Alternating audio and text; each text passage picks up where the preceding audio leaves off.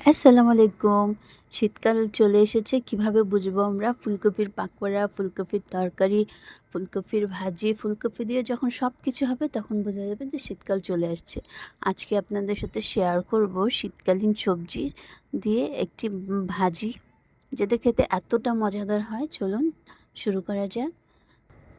প্যানে তেল দিয়ে দেব, একটু তেজপাতা ভেজে নেব, পেঁয়াজ আর কাঁচামরিচ দিয়ে দেব, কিছুক্ষণ ভেজে নেব। দিয়ে দিব লবণ। আমি সবসময় চেষ্টা করি লবণটাকে ভেজে নিতে। আদা রসুনের পেস্ট দিয়ে দিব। একটুখানি পানি দিয়ে মশলাটাকে ভেজে নেব। মশলাটা ভালোভাবে ভেজে আসলে দিয়ে দেব একটি ডিম। ডিমটাকে ভালো মতো মিক্সড করে নেব। ডিমের কাঁচা গন্ধটা যাওয়া পর্যন্ত ডিমটাকে ফ্রাই করে নেব।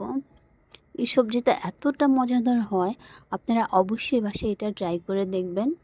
হোপফুলি আপনাদেরও অনেক ভালো লাগবে। আলু আর ফুলকপি দিয়ে দিব। ভালোভাবে মিক্সড করে নেব এটা। আমি এই সবজিটা রান্না করার পর আমার হাসব্যান্ড পাউরুটি দিয়ে স্যান্ডউইচের মতো করে বানিয়ে খেয়েছে। বিশ্বাস করুন এতটা মজার হয়েছে এটা। সবজিটি আমি পরের দিন সকালে রুটির সাথে খাওয়ার জন্য বানিয়েছিলাম, কিন্তু রাতেই অলমোস্ট শেষ। যাই হোক, আপনারা এটা বাসায় অবশ্যই ট্রাই করবেন। দিয়ে দিলাম বাঁধাকপি।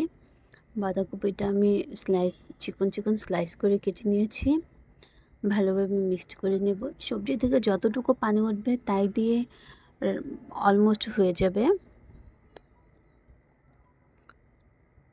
ঢেকে দিব আমি। ঢাকনা উঠিয়ে মাঝে মাঝে নেড়ে দিব।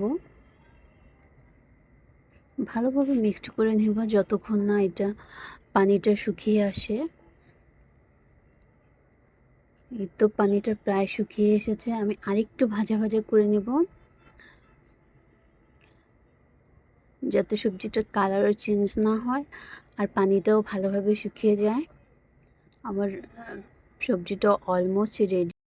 ধনিয়া পাতা দিয়ে ভালোভাবে মিক্সড করে নেব। এই তো রেডি।